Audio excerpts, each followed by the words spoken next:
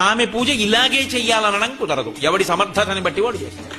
ఊరి చివర పేరంటాలమ్మని ఉంటుంది, పెద్దింటమ్మని ఉంటుంది. అక్కడికి బట్టికెళ్ళి ఇంత పసుపు కుంకం వేసి నమస్కారం పెడతాడు రైతు. ఆయన శ్రీ సూక్తం చెప్పాలంటే ఎలా చెప్తాడు? ఆవిడ అంగీకరిస్తుంది, ఆవిడ అనుగ్రహిస్తుంది అంతే. అది రాయి కాదు, అమ్మవారు. అది మన భావన. ఆ భావన చేత అనుగ్రహిస్తుంది. అందుకే భావనామాత్ర సంతుష్టాయై నమో నమః అని లలితాష్టోత్తరం. అటువంటి తల్లి కనుక ఆమె అందరికీ తల్లి. అందుకే అన్ని రూపాలు తీసుకుంటుంది. వేప చెట్టులో ఉంటుంది, మామిడి చెట్టులో ఉంటుంది, రావి చెట్టులో ఉంటుంది, జంట నాగులలో ఉంటుంది, సర్వమంగళాస్వరూపంలో ఉంది, గౌరిలో ఉంది, లక్ష్మిలో ఉంది, సరస్వతిలో ఉంది, గంగలో ఉంది, యములలో ఉంది, గోదావరిలో ఉంది, భూమిలో ఉంది, గాలిలో ఉంది, నిప్పులో ఉంది, అంతటా ఉంది. ఆమె లేనిది ఏది? ఎవడి సమర్థతని బట్టి వాడు పూజ చేశాడు. ఎవడు ఏ సమర్థతతో పూజ చేసినా అనుగ్రహించడం ఆవిడ లక్షణం. కారణం జగన్మాత కనుక, తల్లి కనుక. ఆమె పూజ ఇలాగే చెయ్యాలనడం కుదరదు. ఎవడి సమర్థతని బట్టి వాడు చేస్తాడు.